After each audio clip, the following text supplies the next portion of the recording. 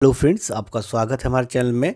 So friends, आज का video बहुत ही महत्वपूर्ण होने वाला है क्योंकि बहुत ज़्यादा क्वेरीज आ रही थी आप सभी लोगों की कि अब हमारा जो डीवी होगा दिव्यांगजनों के लिए, क्योंकि दिव्यांगजनों का पीईटी एग्जामिनेशन नहीं होता, उनका डायरेक्टली सीबीटी के बाद डायरेक्टली डीवी और मेडिकल एग्जामिनेशन होता है।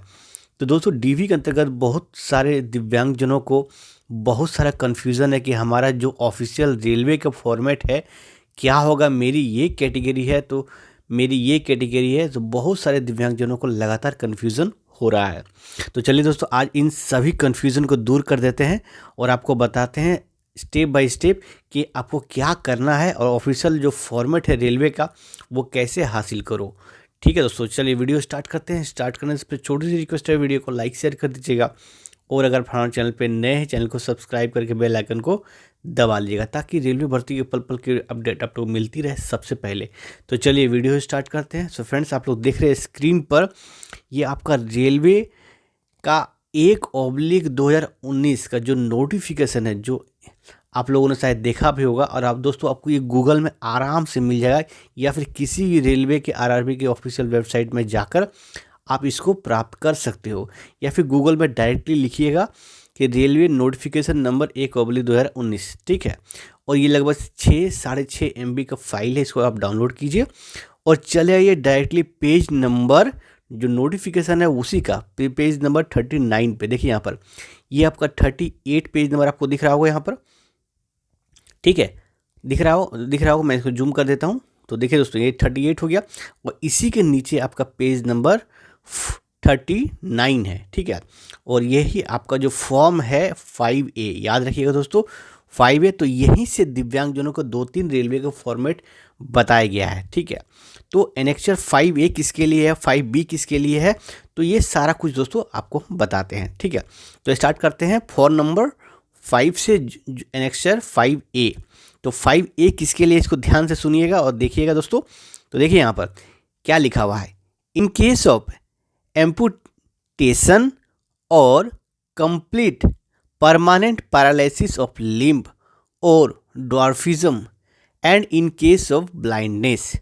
तो दोस्तों किसके किसके लिए है ये एनेक्चर 5A, तो उसके लिए देखिए यहाँ पर परमानेंट पैरालिसिस। तो पैरालिसिस अगर आपका कहीं भी किसी भी अंग में मारा हुआ है, हाथ में, पैर में, कहीं भी, ऑफ लिम्स, ठीक है, और ड्वार्फिज्म मतलब बौनापन, जिनका हाइट 4 फीट से कम होता है, 4 फीट 10 इंच आई थिंक है, इसको कंफर्म कर लीजिएगा। तो जहाँ तक मुझे याद है 4 फीट 10 इंच से अगर हाइट कम है तो इसको ड्वार्फिज्म के श्रेणी में आता है। कंफर्म मुझे नहीं है, इसको आप कंफर्म कर लीजिएगा, जो आपको है अगर तो आप देख लीजिएगा। तो पैरालिसिस ऑफ लिम्ब हो गया, ड्वार्फिज्म हो गया, and in cases of blindness, जो दिव्यांगजन है, तो दिव्यांगजन में क्या, ब्लाइंडनेस यानी अंधापन। तो यहाँ पर 3 केसेस को लिया गया है। पहला क्या है, permanent paralysis of limbs, dwarfism and blindness. ये 3 कैटेगरी को यहाँ पर रखा गया है, किसमें, तो एनेक्चर 5A। तो एनेक्चर 5A किसको किसको बनाना है, तो ये मैंने 3 आपको बता दिया। तो इन तीनों में से कोई एक कैटेगरी अगर आपका है, ठीक है, तो आप ये आपका रेलवे का फॉर्मेट हो गया एनेक्चर 5A। आपको इसी फॉर्मेट में आपको सिंपली क्या करना है, इस पेज नंबर पे जाना है 39 पेज नंबर पे, और ये जो फॉर्मेट है रेलवे का आप देख रहे हो, इसी को आप प्रिंट आउट ले लो। ठीक है, और प्रिंट आउट लेकर आपको ये सारा कुछ फॉर्म जो फिलअप करना पड़ेगा, जो अपने से आप जो फिलअप कर सकते हो वो आप फिलअप करोगे। ठीक है, और जो आपका सर्टिफिकेट नंबर देखिए यहाँ पर है, तो ये सर्टिफिकेट नंबर कौन इशू करता है, रेलवे का जो डॉक्टर है वहाँ पर आपको ये इशू करेगा। ठीक है, और डेट हो गया, this is certified that I have been carefully examine. जो आपका जो डॉक्टर है वो एग्जामिन करेगा, आपका यहाँ पर नाम लिखेगा, आपके पिताजी माताजी जो भी है आपके साथ है उनका नाम लिखेगा, आपका उम्र लिखेगा, फीमेल मेल लिखेगा, रजिस्ट्रेशन नंबर। तो रजिस्ट्रेशन नंबर है जो आपको डॉक्टर रजिस्ट्रेशन नंबर देगा, डॉक्टर का जो रहता है रजिस्ट्रेशन नंबर वो, और उसके बाद permanent residence of house number और इस सारा पता के साथ, और जो आपका कैटेगरी है उसमें आपको एक टिक लगा देगा। देखिए यहाँ पे लिखा हुआ है प्लीज़ टिक एट अप्लीकेबल, जो भी आपका है, लोकोमोटर डिसेबिलिटी है, ड्वार्फिज्म है, ब्लाइंडनेस है, जिसमें है उसको सिंगल एक टिक लगा देना है। और यहाँ पर देखिए diagnose in her case is, तो केस क्या है वो लिखेगा और कितना परसेंट है वो भी यहाँ पे लिखेगा और यहाँ फिगर में लिखेगा 40-50 जितना परसेंट है वो आपका लिखेगा। और पार्ट ऑफ द बॉडी, किस जो बॉडी है आपका किससे ग्रसित है तो वो सारा कुछ यहाँ पर मेंशन रहेगा। आगे बढ़ते हैं। देखिए एप्लीकेंट है submitted the following document as residence proof. तो रेजिडेंस प्रूफ में आप क्या वहाँ जमा कर रहे हो ये आपको लिखना है।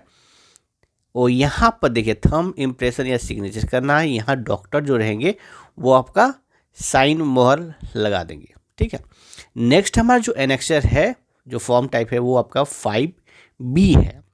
तो यहाँ पर ये फॉर्मेट कौन से दिव्यांगजन करेंगे, बनाएंगे, तो वो देखिए यहाँ पर इन केसेस ऑफ मल्टीपल डिसेबिलिटी। तो मल्टीपल डिसेबिलिटी मतलब कि बहुत सारे कमेंट ये भी आ रहे थे कि MD का मतलब क्या होता है। तो MD का मतलब होता है मल्टीपल डिसेबिलिटी, यानी बहु दिव्यांगता, यानी शरीर में अगर दिव्यांगता एक से अधिक है। अब इसको कैसे बताया गया है, देखिए दिव्यांग MD कैटेगरी को 3 भाग में बांटा गया है, ठीक है। कैसे, तो OH हो गया जो अस्थि से दिव्यांगता है, दूसरा हो गया HH हो गया जो सुनने या बोलने में जिसको अक्षम में उनको बकाया, और यहाँ पर है आई से यानी VI विजन इम्पेयर्ड। तो ये 3 कैटेगरी में इसको बांटा गया है। तो MD का मतलब किन्हीं दो, या तो इसमें या तो ये दोनों या फिर ये दोनों, याद रखिएगा दोस्तों। इसी तरह से है ये दोनों या ये दोनों में से 2 कैटेगरी आपका मिनिमम होना चाहिए। अगर आप तीनों में से किन्हीं 2 का आपके पास है, जैसे आपका हड्डी भी हो गया और प्लस बोलने सुनने में भी आपको दिक्कत है, परेशानी है, या फिर आपका हड्डी का प्रॉब्लम हो गया और साथ ही साथ आपका देखने में भी आप सक्षम नहीं हो, या फिर देखने और प्लस बोलने सुनने में भी आपको दिक्कत है, प्रॉब्लम है, आपकी अगर सर्टिफिकेट इस तरह से है, तभी आपका जो MD है वो सर्टिफिकेट आपका बनेगा, ठीक है दोस्तों, याद रखिएगा। इस चीज़ से कंफ्यूज मत होइएगा। बहुत सारे लोग दिव्यांगजन मुझे कमेंट करके बोलते हैं कि सर मेरा हैंड भी है नहीं है और प्लस मेरा पैर भी नहीं है, तो क्या मैं MD में आता हूँ? तो जी नहीं दोस्तों, ये दोनों जो हाथ हो गया पैर हो गया दोनों सेम कैटेगरी से बिलोंग करता है, जो कि आपका है OH ऑर्थोपेडिक हैंडीकैप, यानी अस्थि से रोग से ग्रसित, ठीक है। तो इस चीज़ को क्लियर कर लीजिएगा। और दोस्तों यहाँ देखिए बहुत सारा कैटेगरी दिया गया है, तो जो भी कैटेगरी से जो प्रॉब्लम आपका है उसमें वो डॉक्टर टिक लगा देंगे, और साथ ही साथ यहाँ उस पार्टिकुलर कैटेगरी में कितना परसेंटेज मतलब जो ग्रसित है, अफेक्टेड है, वो परसेंट भी यहाँ लिखेंगे। जैसे इसका मान लीजिए ऑटोमिज्म का कोई है 10%, इसका 20%, इसका 30%, तो इस तरह से कोई होगा, और मिनिमम आपका 40% सब मिला के होना चाहिए। ये आपका इंडिविजुअल परसेंटेज हो गया, और प्लस यहाँ देखिए एग्रीगेट परसेंटेज भी आपका होना चाहिए। देखिए यहाँ पर जो लिखा गया है यहाँ पर, तो यहाँ पर एग्रीगेट परसेंटेज होना चाहिए, और यहाँ पर पार्टिकुलर जो है उसका परसेंटेज होना चाहिए, ठीक है। तो ये ऑफिशियल फॉर्मेट रहा गया एनेक्सर 5B। तो उम्मीद है दोस्तों आपका ये दोनों तो क्लियर हो गया होगा। और आगे चलते हैं हम।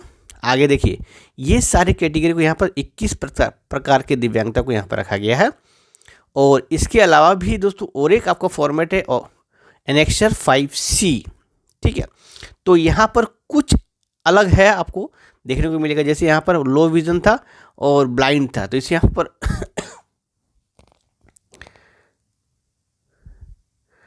तो जो भी कैटेगरी एनेक्सर 5B में आपको नहीं मिला, अगर एनेक्सर 5C में आपका उपलब्ध है तो इसको याद रखिएगा, यही आपको बनाना पड़ेगा।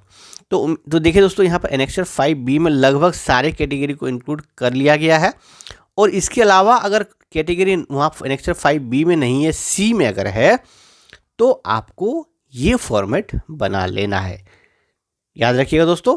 अब नीचे बढ़ते हैं।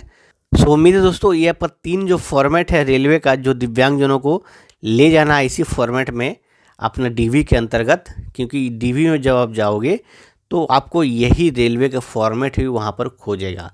आपका जो ओरिजिनल सर्टिफिकेट है वो वहाँ पर नहीं खोजेगा। लेकिन दोस्तों पिछली बार 2018 में किसी किसी जोन में है कि जो आपका ओरिजिनल सर्टिफिकेट है वहीं वहाँ पर मान्य दिया गया था, रेलवे के फॉर्मेट को बनाने की ज़रूरत नहीं पड़ी थी। लेकिन बहुत सारे जोन में रेलवे का फॉर्मेट भी वहाँ पर खोजा गया था। तो अगर आप रेलवे फॉर्मेट में बनाना चाहते हो तो इन्हीं 3 में से एनेक्सर 5A, 5B या 5C में जो आपका कैटेगरी है उस कैटेगरी से आप बना सकते हो। तो उम्मीद है दोस्तों वीडियो अच्छा लगा होगा। अच्छा लगा तो प्लीज़ अपने दोस्तों में ज़्यादा से ज़्यादा इसको शेयर कर दीजिए। मिलते हैं फिर अगले वीडियो में, तब तक के लिए धन्यवाद। जय हिंद, जय भारत।